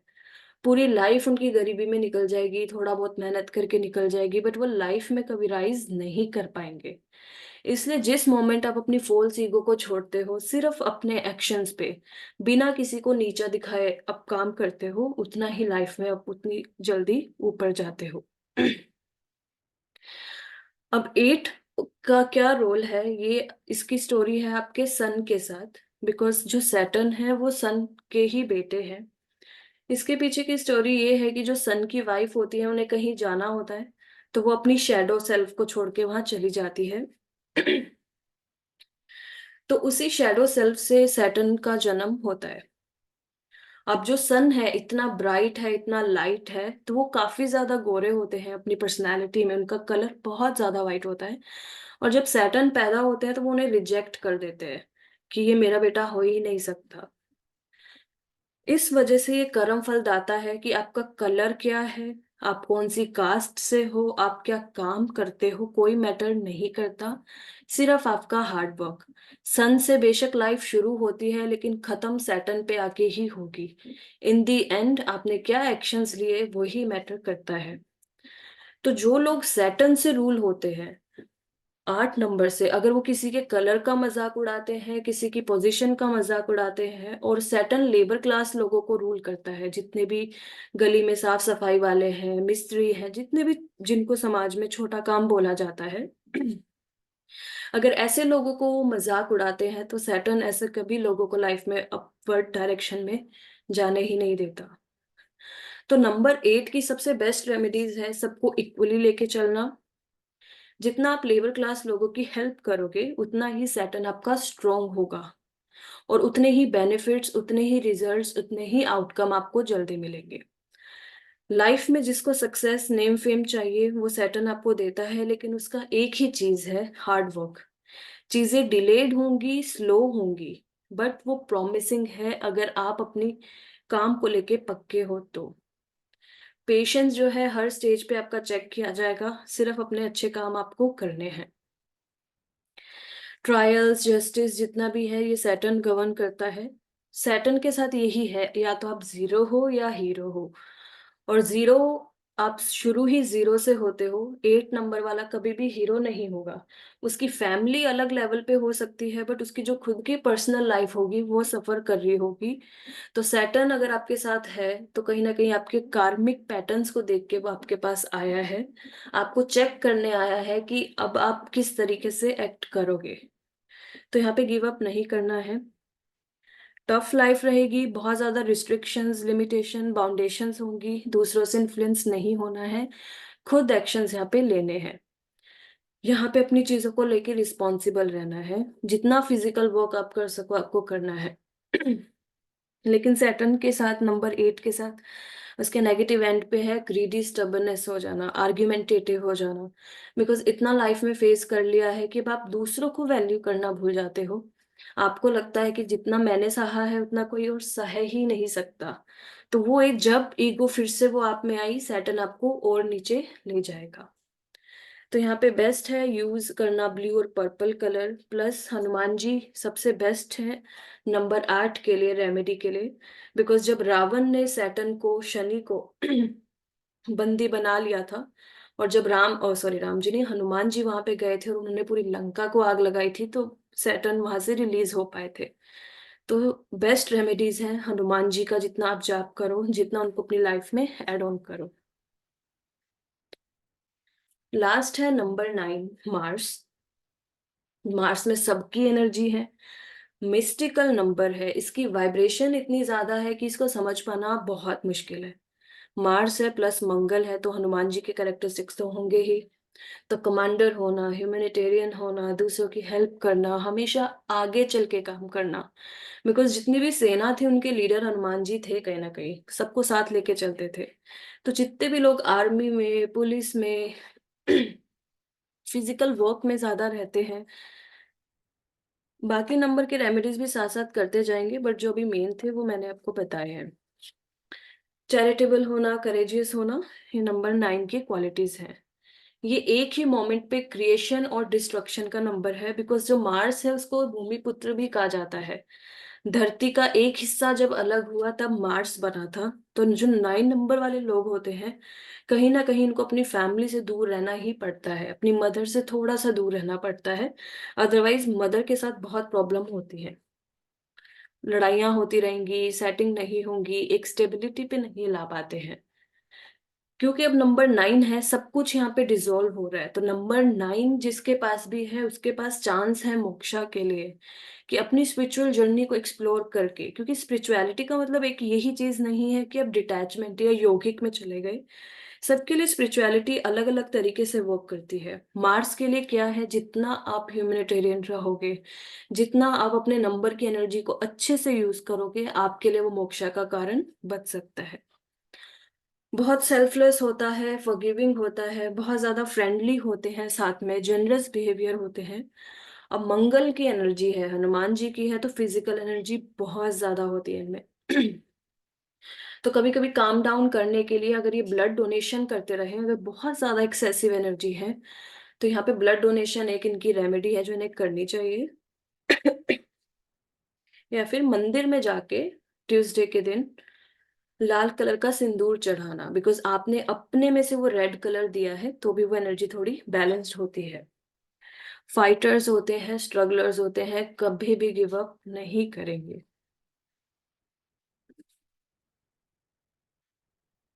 इनका जो चाइल्डहुड होता है कहीं ना कहीं टफ हो सकता है, बिकॉज इतनी एनर्जीज हैं, उन्हें खुद को ही नहीं समझ में आता है कि अटेन कैसे करना है। कभी कभी बहुत ज्यादा सेंसिबिलिटी हो जाएगी, कभी कभी बहुत ज्यादा हार्ड हो जाएंगे, कभी कभी डिसीजन मेकिंग एबिलिटी इनकी स्ट्रांग रहेगी, और कभी कभी एकदम मिसडायरेक्टेड एनर्जी होगी। नंबर 9 सबसे डिफिकल्ट है उसको अंडरस्टैंड करना, बिकॉज हर नंबर का थोड़ा थोड़ा करेक्टर उसमें आता है, तो बहुत अनप्रिडिक्टेबल होते हैं, मूड फ्लक्चुएशंस उनमें बहुत ज्यादा रहते हैं। अपनी नेगेटिव साइड में एंगर बहुत ज्यादा होगा, सेल्फ डिस्ट्रक्शन बिहेवियर। अब जितने भी लोग हैं ना जो बहुत स्पीड अप करते हैं गुस्से में आते ही, या फिर फाइटिंग करना शुरू कर देते हैं, दूसरों को मारना पीटना शुरू कर देते हैं, नंबर 9 का बहुत ज्यादा रोल रहता है वहां पे। अपने नेगेटिव साइड में लेजी और लेथार्जी बहुत हो सकते हैं कि एनर्जी इतनी रिसेसिव है कि उसको यूज किस तरीके से करना है समझ में नहीं आता, बिकॉज जब जरूरत से ज्यादा कुछ मिल जाता है ना, उसका एप्लीकेशन भी कहीं ना कहीं समझ में नहीं आता है, तो वो लेजी लेथार्जी तरफ चले जाते हैं, बिकॉज एनर्जी को यूज करना ही नहीं आ रहा है कि किस तरीके से किया जाए। सुपीरियोरिटी कॉम्प्लेक्स कहीं ना कहीं हो सकता है, बिकॉज नंबर 9 जो है कहीं ना कहीं आपके मूलाधार से कनेक्टेड है, तो वो फिजिकल रेकलेसनेस आ जाना, बहुत ज्यादा बुली नेचर होना, दूसरों को डोमिनेट करना, ये भी इनमें आ जाता है। लेकिन जैसे जैसे अपनी लाइफ में ग्रो करते हैं, अपनी पॉजिटिव वाइब्रेशंस को ज्यादा इंक्रीज करते हैं, तो हमेशा बच्चों के लिए फाइट करना, बच्चों के लिए लड़ना बहुत ज्यादा प्रेफर करते हैं, उनको सेव करके वो चलना चाहते हैं।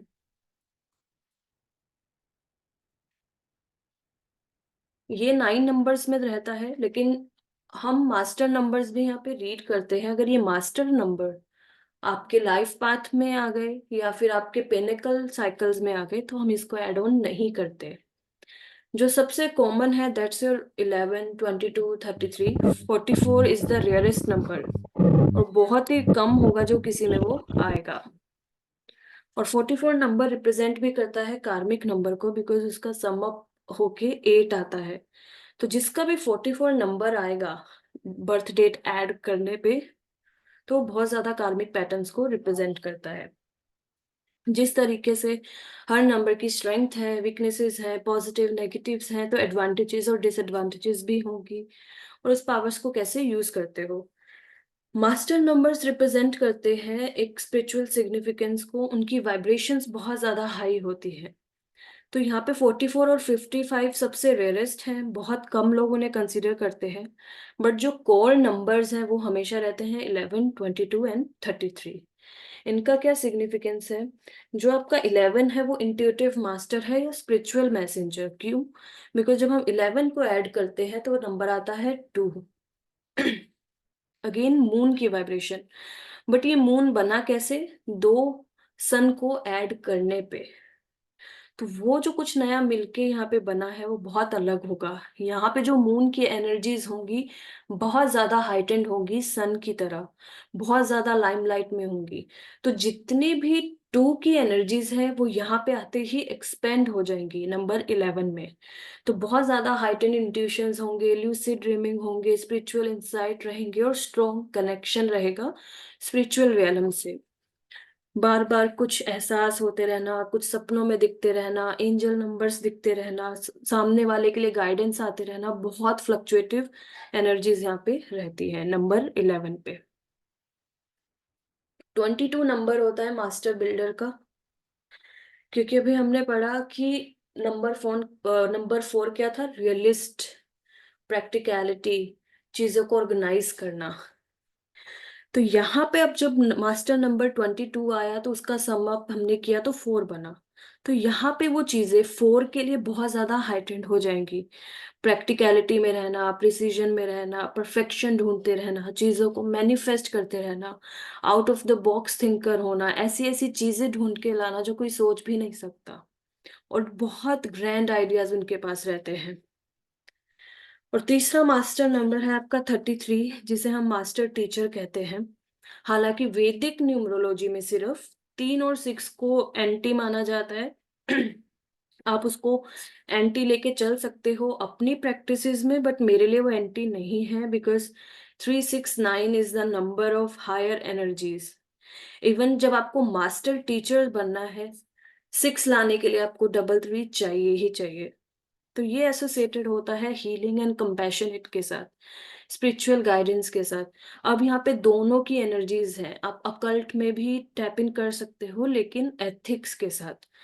तो जितने भी स्पिरिचुअल हीलर्स होंगे, जितने भी केयरिंग नर्चरिंग वाले होंगे, अगर वो 33 नंबर का यूज करते हैं तो दोनों ही नंबर्स की क्वालिटीज को, दैव्य और दैत्य, duality, positive and negativity, light and darkness, two polarities एक ही टाइम पे अच्छे से यूज कर सकते हैं।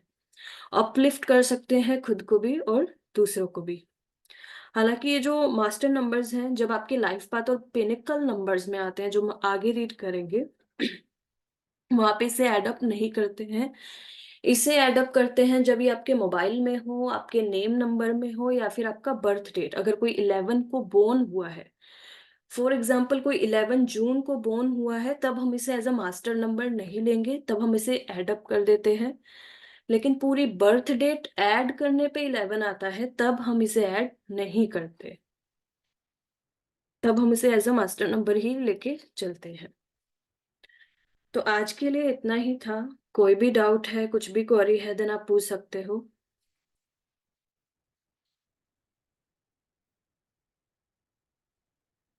ऑल क्लियर है? सारे प्लैनेट्स समझ में आ गए किस तरीके से वर्क करते हैं, उनकी क्वालिटीज क्या हैं?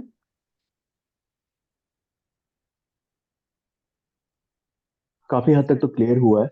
हम्म। बट एक जैसे मैंने 6 नंबर का नोटिस किया था, उसमें था कि this is the number of creativity, but hmm. उसमें लिखा हुआ था destruction, self destruction and anger, मतलब कुछ नेगेटिव ट्रेड्स भी लिखे थे। तो ये मतलब हम्म। इसका कॉम्बिनेशन है या ये दो अलग अलग अलग चीजें हैं कि मतलब क्रिएटिविटी भी है लेकिन डिस्ट्रक्शन भी है? दोनों ही है, बिकॉज हर तो नंबर का पॉजिटिव और नेगेटिव है। ये क्रिएटिव तो होते हैं, लेकिन जैसे ही हम्म इनको अगर किसी ने कुछ सरकास्टिक या क्रिटिसिज्म दे दिया, तो वो हम्म डिस्ट्रक्शन साइड चले जाते हैं। तो वो नेगेटिव ओके, एस्पेक्ट है उस नंबर का, ओह ओके, क्योंकि ओके वो ओके, प्रोन मतलब टू ऐसे लोगों का एंजाइटी नेचर होता ऐसा है वो होता नंबर। है। Okay okay, this denotes the nature of the हाँ। पर्सन जो उस हाँ। नंबर से रूल होते हैं। Yes, okay okay, absolutely. ठीक ठीक। हेमा, मास्टर नंबर को आपको सिर्फ तब कंसीडर करना है जब आप पूरी बर्थ डेट को ऐड करते हो। और मास्टर नंबर 3 ही यूज होते हैं, 11, 22 and 33। 44 and 55 are the rarest number जो आपको मिलेंगे कहीं पे, बिकॉज कोई भी बर्थ डेट जब आप ऐड करते हो तो बहुत ज्यादा रेयर होगा, लाइक 0.001% की उसका सम अप 44 या 55 आए। अगर 44 आता है, दैट्स योर कार्मिक नंबर, क्योंकि दो 4 मिलने के बाद 8 बना, तो जो वो हार्डवर्क जिसकी लाइफ में 8 का इतना है, तो आप सोचो कि 44 का 8 का बहुत ज्यादा एक्सपेंड हो जाएगा, एक्सपेंशन बहुत ज्यादा होगा। और 5 5 आपका एडअप करने पे 1 आएगा, बिकॉज 5 5 10, एंड अगेन उसे एडअप करोगे तो 1 आया।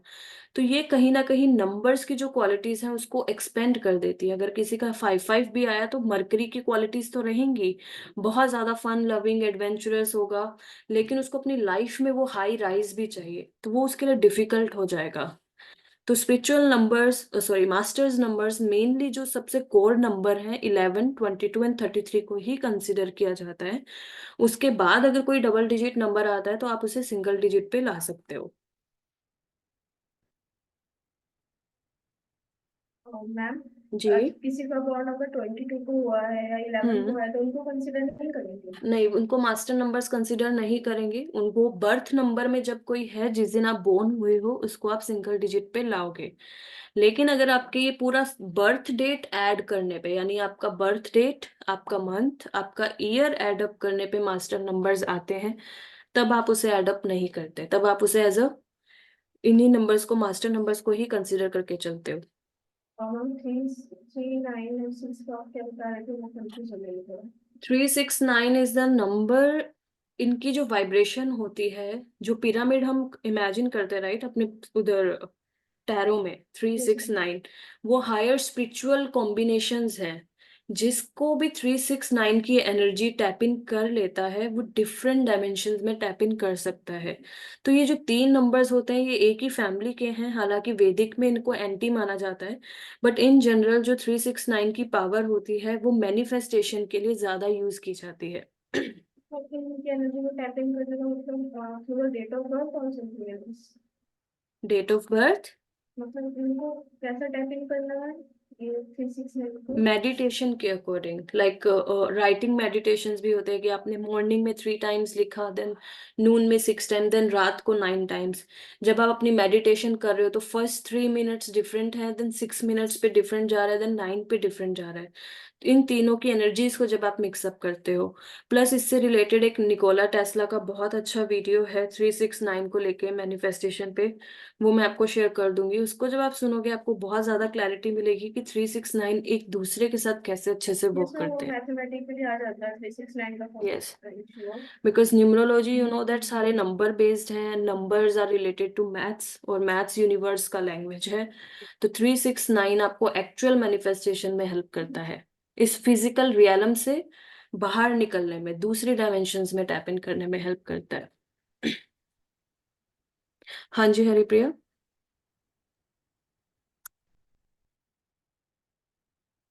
आपकी वॉइस नहीं आ रही है।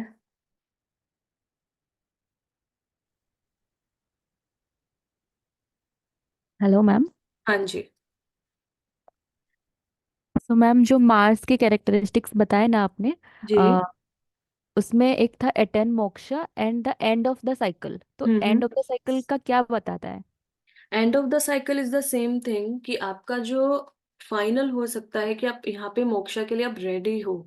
ये जो हमारे रीबर्थ, बर्थ, डेथ चलता रहता है, फाइनल इस साइकिल से अब आप बाहर निकल सकते हो अगर आप 9 नंबर को अच्छे से यूज कर रहे हो, तो that's the end of cycle.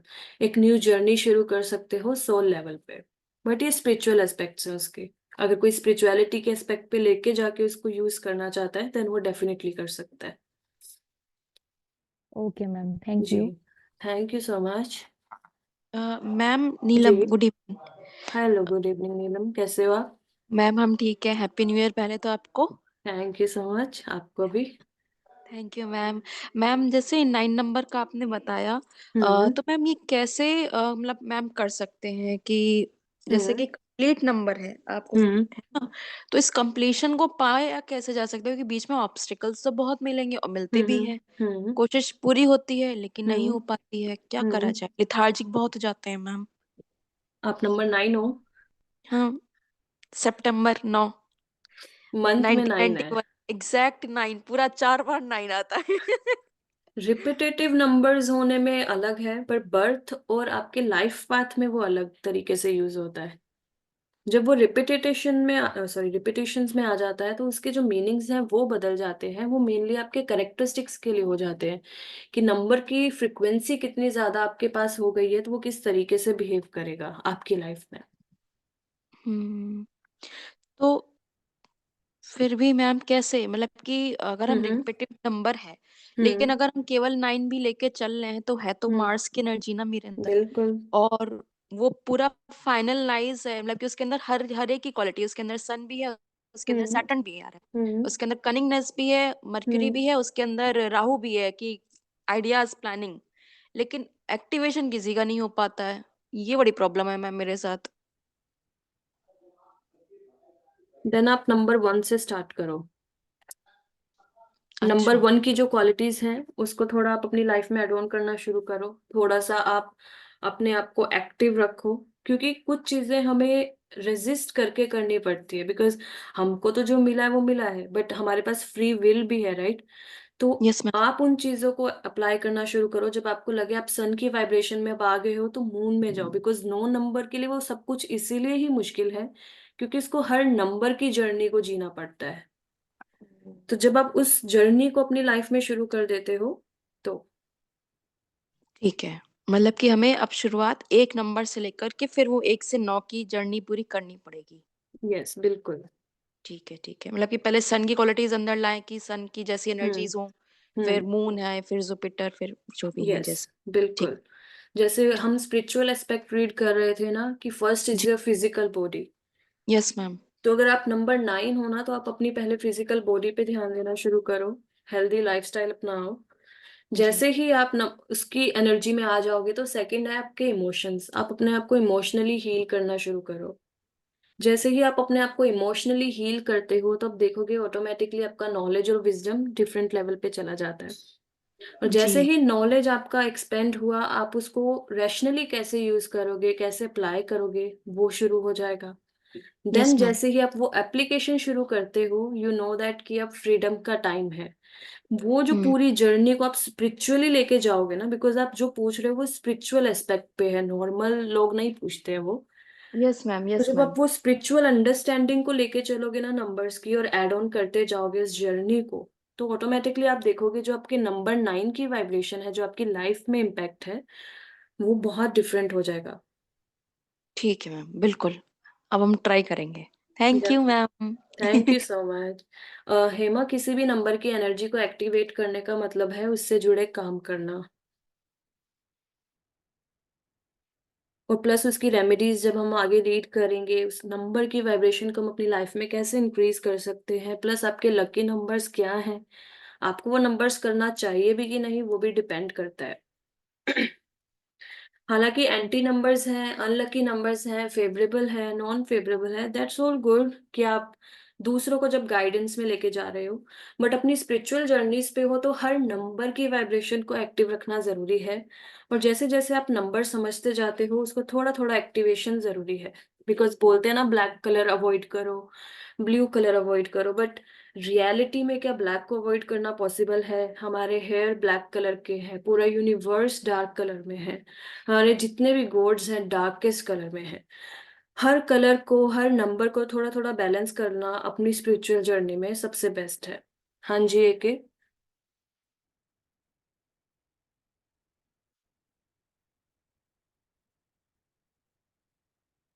एके, आपको अनम्यूट करना होगा खुद को। Uncommon facts. 7 एक ऐसा नंबर है, लिटरली उसके जितनी भी क्वालिटीज है वो अनकॉमन ही है, बिकॉज 7 नंबर के साथ सरवाइव करना पॉसिबल नहीं है, बिकॉज मैं खुद लाइफ पाथ 7 हूँ। तो वो सारी चीजें मुझे पता है कि इंट्यूशन, डीपर रिसर्च, अकेले रहना, चीजों को सीक आउट करना, अपने खुद के रियलिटी से अलग हट के ड्रीम वर्ल्ड में टैप इन करना, that's a very different thing. और 7 इज समथिंग लाइक कि इवन 7 भी उसको एक्सप्लेन नहीं कर सकते, बिकॉज वो इतना डीपर में है कि उस इन्फिनिटी पे, उस पोलैरिटी पे अभी तक रीच आउट ही नहीं हुए। तो जब तक आप उस पोलैरिटी को रीच ना कर लो, तब तक सब कुछ बता पाना उस नंबर के लिए बहुत टफ है। बिकॉज अगर आप 7 नंबर देखो, तो वो शुरू तो हो रहा है बट एंड उसका है ही नहीं, नीचे ही गिरता जा रहा है डीप हॉल में पूरा। तो वो एक, उस नंबर को ना, वो बहुत ज्यादा अनप्रिडिक्टेबल नंबर है कहीं ना कहीं। तो सब कुछ ही उससे रिलेटेड अनकॉमन है, क्योंकि 7 नंबर लोगों के साथ एडजस्टमेंट, 7 सबको समझता है बट 7 को कोई नहीं समझ सकता, ये प्रॉब्लम है। बिकॉज 7 के लिए बाउंड्रीज, सब कुछ मेंटेन करना, अपनी एनर्जीज को सेव करके चलना बहुत जरूरी है, बट सोसाइटी में 7 नंबर एप्लीकेबल होता ही नहीं है।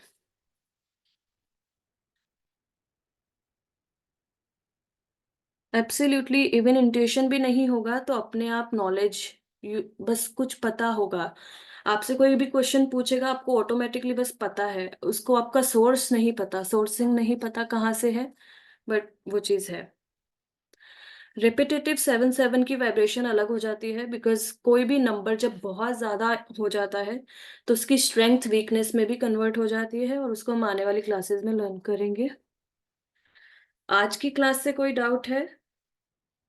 मैम जैसे 7 नंबर आपने बोला, किसी की डेट ऑफ, जैसे ये नंबर 7th में जो बॉर्न है ये इनके लिए हुआ, अगर किसी की पूरी डेट ऑफ बर्थ में 7 आ रहा है तो उस पे भी अप्लाई होगा क्या ये, आइदर एड अप करके या कैसे भी?